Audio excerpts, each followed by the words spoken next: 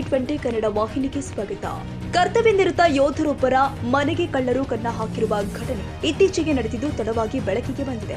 ಧಾರವಾಡದ ಗಿರಿನಗರದಲ್ಲಿ ಇರುವ ಹಾಗೂ ಪ್ರಸ್ತುತ ಅರುಣಾಚಲ ಪ್ರದೇಶದ ತವಾಂಗ್ನಲ್ಲಿ ಕರ್ತವ್ಯ ನಿರ್ವಹಿಸುತ್ತಿರುವ ಯೋಧ ಕುತ್ಬುದ್ದೀನ್ ಹಕ್ಕಿ ಎಂಬುವರ ಮನೆಗೆ ಕಳ್ಳರು ಕನ್ನ ಹಾಕಿದ್ದಾರೆ.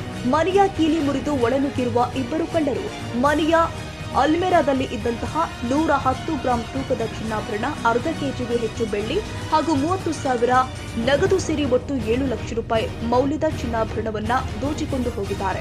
ಕಳ್ಳರ ಚಲನವಲನ ಸಿಸಿಟಿವಿ ಕ್ಯಾಮೆರಾದಲ್ಲಿ ಸೆರೆಯಾಗಿದೆ.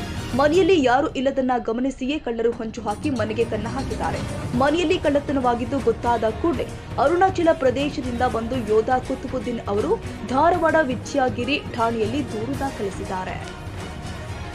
ಕನ್ನಡಿಗರ ಮೆಚ್ಚಿನ ನಿಮ್ಮ ಟಿವಿ 20 ಕನ್ನಡ ವಾಹಿನಿ ಇದೀಗ ಟಿವಿಯಲ್ಲಿ ಲಭ್ಯ. ಕರ್ನಾಟಕ ಮತ್ತು ದೇಶ ವಿದೇಶದ 360 ಡಿಗ್ರಿ ಸುದ್ದಿ ವಿವರವನ್ನ ಪಡೆಯುವುದಕ್ಕೆ ಟಿವಿ 20 ವಾಹಿನಿಯನ್ನು ಲೈಕ್ ಮಾಡಿ, ವಿಡಿಯೋಗಳನ್ನು ಶೇರ್ ಮಾಡಿ, ಕಮೆಂಟ್ ಮಾಡಿ, ಸಬ್ಸ್ಕ್ರೈಬ್ ಮಾಡಿ.